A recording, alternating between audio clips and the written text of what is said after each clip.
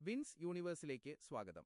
പുതിയ കാര്യങ്ങൾ പഠിക്കാൻ നിങ്ങൾക്ക് താൽപ്പര്യമുണ്ടെങ്കിൽ ദയവായി ഈ വീഡിയോ ലൈക്ക് ചെയ്യാനും ചാനൽ സബ്സ്ക്രൈബ് ചെയ്യാനും മറക്കരുത്. ഞങ്ങളുടെ അടുത്ത വീഡിയോകൾ ഒന്നുപോലും മിസ് ചെയ്യാതിരിക്കാൻ ആ നോട്ടിഫിക്കേഷൻ ബെല്ലൈക്കൺ കൂടി ഒന്ന് എനേബിൾ ചെയ്തു വെക്കുക. അപ്പോൾ നമുക്ക് തുടങ്ങിയാലോ? നമ്മുടെയൊക്കെ പറമ്പിലെ ആ വട്ടക്കിണറുകൾ കണ്ടിട്ടില്ലേ? എന്തുകൊണ്ടാണ് കിണറുകൾ എപ്പോഴും ചതുരത്തിലോ ത്രികോണത്തിലോ അല്ലാതെ വട്ടത്തിൽ തന്നെ നിർമ്മിക്കുന്നത് എന്ന് എപ്പോഴെങ്കിലും ചിന്തിച്ചിട്ടുണ്ടോ? അതിനു പിന്നിൽ മനോഹരമായ ഒരു ശാസ്ത്രമുണ്ട്. അതൊരു കഥയിലൂടെ പറഞ്ഞുതരാം.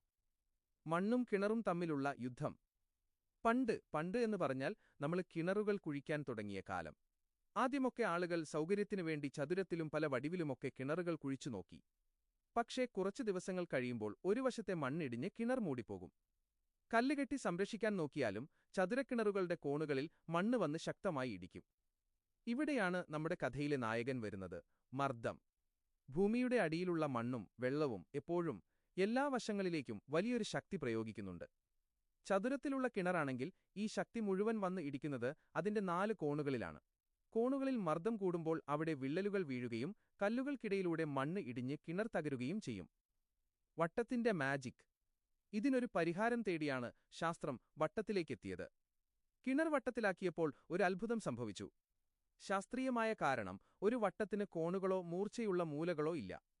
അതുകൊണ്ടുതന്നെ പുറത്തുനിന്നുള്ള മണ്ണിന്റെയും വെള്ളത്തിന്റെയും മർദ്ദം കിണറിന്റെ ഒരു ഭാഗത്ത് മാത്രമായി കേന്ദ്രീകരിക്കില്ല. ആ ശക്തി കിണറിന്റെ ചുറ്റളവിലേക്ക് ഒരേപോലെ വികേന്ദ്രീകരിക്കപ്പെടും, എല്ലാ ഭാഗത്തേക്കും തുല്യമായി വീതിച്ചു നൽകപ്പെടും. ലളിതമായി പറഞ്ഞാൽ, മണ്ണ് കിണറിനെ വന്ന് തള്ളുമ്പോൾ വട്ടത്തിലുള്ള ചുവരുകൾ ആ ശക്തിയെ പരസ്പരം താങ്ങി നിർത്തി ഇല്ലാതാക്കുന്നു. നമ്മൾ പഴയ പാലങ്ങളുടെ അടിയിലൊക്കെ വില്ലുപോലെ വളവ് കാണാറില്ലേ? ഭാരം താങ്ങാൻ വേണ്ടിയാണത്. ഇതേ വിദ്യ തന്നെയാണ് വട്ടക്കിണറും ചെയ്യുന്നത്. മറ്റു ചില ബുദ്ധിപരമായ കാരണങ്ങൾ കൂടി. തകർച്ച ഒഴിവാക്കാം. വട്ടത്തിൽ കെട്ടുന്ന കിണറുകൾക്ക് ആയുസ് കൂടുതലായിരിക്കും. നൂറ്റാണ്ടുകൾ കഴിഞ്ഞാലും അവ ഇടിഞ്ഞു പൊളിഞ്ഞു വീഴില്ല. വൃത്തിയാക്കാൻ എളുപ്പം. ചതുരക്കിണറാണെങ്കിൽ അതിന്റെ കോണുകളിൽ അഴുക്കും പായലും അടിഞ്ഞുകൂടും, അത് വൃത്തിയാക്കാൻ പാടാണ്. വട്ടത്തിലാകുമ്പോൾ അഴുക്കിനൊളിച്ചിരിക്കാൻ കോണുകളില്ല. കുഴിക്കാൻ എളുപ്പം. മണ്ണ് തുരന്ന് താഴേക്ക് പോകുമ്പോൾ ചതുരത്തേക്കാൾ എളുപ്പത്തിൽ കുറഞ്ഞ അധ്വാനത്തിൽ കുഴിക്കാൻ പറ്റുന്നത് വട്ടത്തിലാണ്. അങ്ങനെ വെറുമൊരു ഭംഗിക്ക് വേണ്ടിയല്ല നമ്മുടെ പൂർവികർ കിണറുകൾ വട്ടത്തിൽ കുഴിച്ചത്. മണ്ണിന്റെ ഭാരത്തെയും മർദ്ദത്തെയും തോൽപ്പിക്കാൻ അവർ കണ്ടെത്തിയ ഏറ്റവും മികച്ച സാങ്കേതിക വിദ്യയായിരുന്നു അത്. അതാണ് ഇന്നും നമ്മൾ പിന്തുടരുന്നത്.